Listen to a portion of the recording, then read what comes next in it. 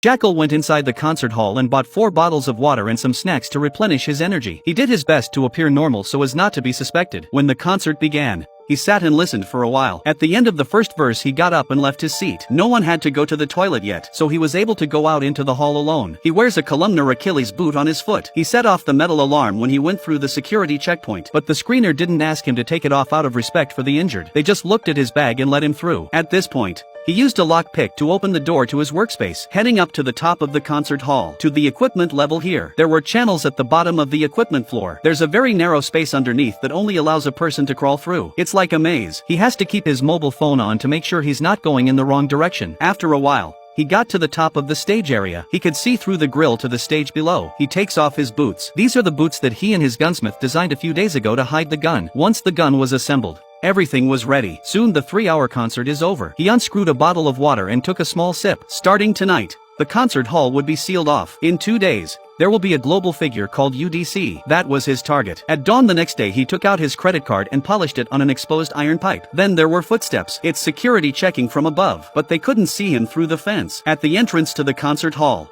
the security team brought in the world's best screening machines. Not only can they detect metal, they can even see human organs. Inside the concert hall, they also use professional explosive dogs to check for pre-planted explosives. Meanwhile, the Intelligence Bureau has launched a citywide operation to hunt down the killer Jackal. Yesterday they sent a mock-up of the Jackal to the local police. At that time, a local cop claimed to have seen a foreign man resembling this picture at a bed and breakfast. 2 agents immediately went to the bed and breakfast. They broke down the door of the bed and breakfast, but came up empty. They had to ask the policeman who'd seen the Jackal to tell them what he looked like. A more accurate mock-up was then updated and sent it to the entire country's police force. Airports, harbors, railway stations, car hire agencies, venues. A day's search turned up nothing. The agent had to go to the concert hall and give the security chief the mock-up of the Jackal. He'd already received information that an assassination attempt had been made on his boss. A top assassin named the Jackal was hired. He'd also heard that the Jackal had escaped many times. The head of security can only set up the tightest defense in the concert hall. Bulletproof glass has been erected on the stage to protect the UDC speaker from gunfire. Money is the strongest shield. How can a one-man Jackal break through such a defense?